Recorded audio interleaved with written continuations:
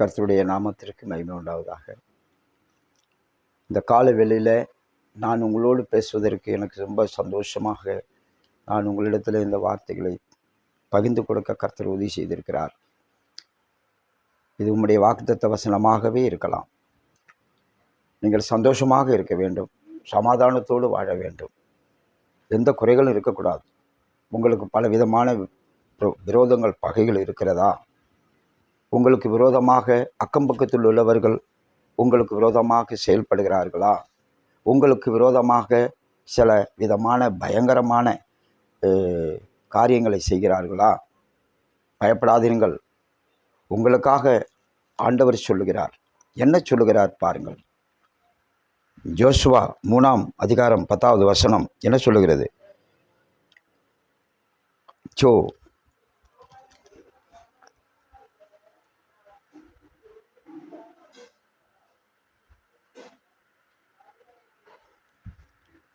மூணாவது வசனத்தை நான் பார்க்கிறோம்.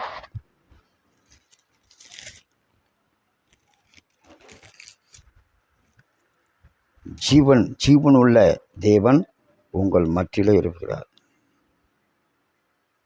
ஜீவனுள்ள தேவன் உங்கள் மத்தியிலே இருக்கிறார். யோசுவா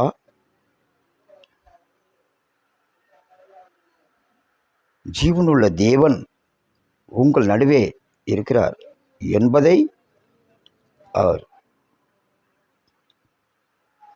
கனானியரையும் எத்தியோப்பியரையும் லேவியரையும் பெலிசியரையும் கீர்த்தியரையும் அநேக காரியங்களை குறித்து நம்மளை பேசுகிறார். இவர்களெல்லாம் எல்லாத்தையும் உங்களை விட்டு தூர பண்ணுவார்.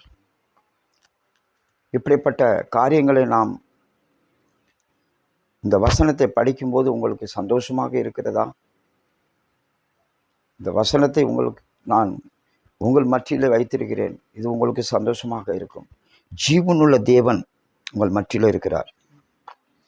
ஜீவனுள்ள தேவன், மரித்த தேவன் அல்ல, ஜீவனுள்ள தேவன் உங்கள் மத்தியில் இருக்கிறார். அந்த ஜீவனுள்ள தேவன் என்ன செய்கிறார்?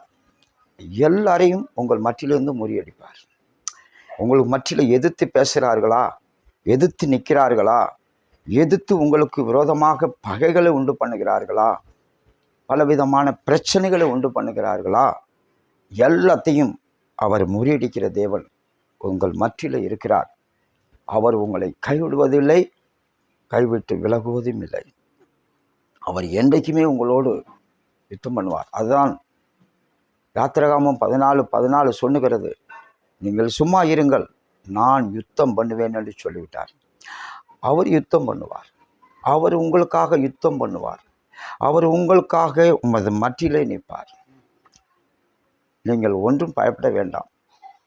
விசுவாசத்திலே உறுதிப்பட்டவர்களாக இருங்கள். நீங்கள் ஜெபத்திலே ஒன்றாய் கூடி ஜெபிங்கள். அந்த ஜெபத்தின் மூலமாக அநேக காரியங்களை கர்த்தர் உங்களுக்காக எல்லாத்தையும் சமாதானமாக மாற்றி கொடுப்பார். அதுதான் உங்கள் மத்தியில் ஒரு ஜெபம் வேண்டும். இந்த ஜெபத்தை நீங்கள் ஏறிடுங்கள். ஏனென்றால் ஜீவனுள்ள தேவன் நமது மத்தியில் இருக்கிறார். அவர் மரித்த தேவன் அல்ல, மரித்து உயிரோடு இருக்கிற தேவன், ஜீவனுள்ள தேவன் உங்கள் மத்தியில் இருக்கிறார். அவர் உங்களை இந்த பைபிளில் சொன்னபடி, இந்த வார்த்தை சொன்னபடி எல்லாத்தையும் முறியடிப்பார். முறியடித்து உங்கள் மத்தியிலிருந்து இவர்களெல்லாம் தூரப்படுத்துவார். அதுதான் வேதம் என்ன சொல்லுகிறது? ஏசியா 41:11 என்ன சொல்லுகிறது பாருங்கள். அதுதான் வேதம் சொல்லுகிறது. உன் மத்தியிலே எரிச்சல் அடைகிறவர்கள் வெட்கப்பட்டு இலாச்சி முடுவார்கள், ஒன்றுமில்லாமல் நாசமடைந்து போவார்கள். இப்படி தான் வேதம் சொல்லுகிறதை பாருங்கள். ஒன்றுமே நீங்கள் கவலைப்பட வேண்டாம், சோர்வடை வேண்டாம், வியாதியினால் வறுமையினாலும் சோர்ந்து போக வேண்டாம். இயேசு கிறிஸ்து உங்களோடு இருக்கிறார், உங்கள் மத்தியில் இருக்கிறார். அவர் உங்களோடு இருக்கிறார். அவர் உறங்கும் போதும், விழிக்கும் போதும், நடக்கும் போதும் உங்களோடு இருப்பார். உங்களுக்கு எதிராளிகள் யார்? அவன்தான் சத்ரு. அவனை முறியடிக்கிறார் தேவன். ஏனென்றால் நாம் சர்வ ஆயுதங்களையும் தரித்து கொள்ளும் போது அவனை எதிர்த்து நிற்க முடியும். அதுதான் எதிர்த்து நிற்கிற ஒரு வல்லமை நமக்கு வேண்டும். பிரியமானவர்களே, நீங்கள் எதை செய்தாலும் எதை எடுத்தாலும் என்ன பண்ணாலும் தேவனுடைய நாமத்தை கொண்டு யுத்தம் செய்யுங்கள். தேவனுடைய நாமத்தை கொண்டு நீங்கள் முன்னுக்கு கடந்து போங்கள். கர்த்தர் உங்களோடு இருப்பார். ஜெபம் பண்ணுங்கள். வீட்டில் கூடி ஜெபம் பண்ணுங்கள். குடும்ப ஜெபம் பண்ணுங்கள். நீங்கள் வெளியில் போகும்போது நீங்கள் ஜெபித்து விட்டு போங்கள். அப்படியெல்லாம் இருக்கும்போது கர்த்தர் உங்களோடு இருப்பார். பல காரியங்களை செய்வார். அவர் அற்புதத்தின் தேவன். உங்களுக்கே தெரியாத அந்த அற்புதத்தை செய்துடுவார். திடீர்னு அற்புதத்தை செய்வார். ஏனென்றால் நம்மளுடைய வார்த்தை, நம்மளுடைய காரியங்கள் நம்மளுடைய எல்லா விதமான அவருக்கு பிரியமாக இருந்தால் திடீர்னு அற்புதம் செய்வார். திடீர்னு அவர் ஆலோசனை கொடுப்பார். திடீர்னு நம்மளை சந்தோஷப்படுத்திடுவார். அதுதான் இயேசு கிறிஸ்துவனுடைய அன்பு.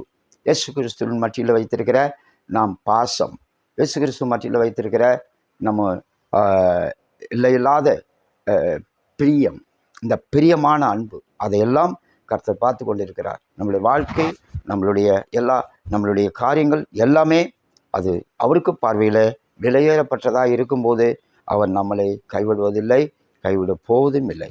அவர் எல்லாத்தையும் ஆசீர்வதிக்கிற தேவனாக இருக்கார். நம்மளுடைய வாழ்க்கையில் அவர் பெரிய ஒரு உச்சிதமான பதார்த்தங்களையும் ஐஸ்வர்யமாக உண்டாக்குற தேவனாக இருக்கிறார்.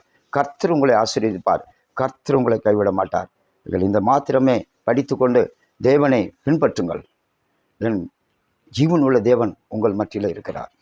அந்த ஜீவனுள்ள தேவன் இருக்கும்போது யாருக்கும் நம்ம பயப்பட வேண்டாம். பிரியமானவர்களே, யாருக்கும் நம்ம பயந்து நடுங்க வேண்டாம். யாருக்கும் நாம் அடிமையாக வேண்டாம். மனுஷருக்கு அடிமை இல்லை உலகத்துக்கு அடிமை, எவருக்கும் அடிமையாக இருக்க வேண்டாம். ஜீவனுள்ள தேவன் மத்தியில் இருக்கிறார். நாம் எதிர்த்து நிற்கலாம். சர்வாயுதத்தை தரித்து கொள்ளுங்கள், அவனுக்கு எதிர்த்து நில்லுங்கள் என்று சொல்லுகிறார் இயேசு.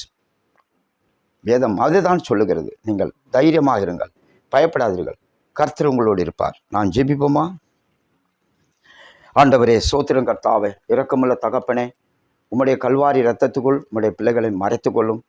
எப்படிவோ அங்கங்கு உட்கார்ந்து கொண்டு அங்கங்கு ஒரு குடும்பத்தில் வேதனைப்படுகிறார்கள், கஷ்டப்படுகிறார்கள். அவர்களுக்கு என்ன செய்தென்று தெரியாமல் இருக்கிறார்கள்.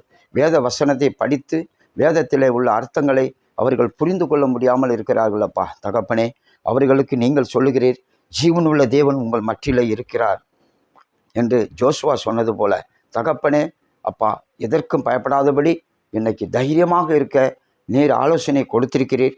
உமக்கு ஸ்தோத்திரம். எல்லா சகோதர சகோதரிகள் கேட்டுக்கொண்டிருக்கிற சகோதர சகோதரிகள் நல்ல ஒரு தைரியமாக உற்சாகத்தோடு குடும்பத்தை நடத்தலாம், வேலைகளை செய்யலாம். நாம் இந்த உலகத்திலே ஆண்டவர் வருவரைக்கும் நாம் ஜீவிக்கலாம். பிரியமானவர்களே, கர்த்தர் உங்களை ஆசீர்வதிப்பாராக. இயேசுவின் நாமத்தில் பிதாவே, ஆமென். இந்த வார்த்தையை பயன்படுத்துங்கள். கர்த்தர் வருகை சீக்கிரமாக இருக்கு. உங்களுக்கு எல்லாத்தையும் நன்மையாக மாற்றி கொடுப்பார், ஆசீர்வதிப்பார். ஆமென். God bless you.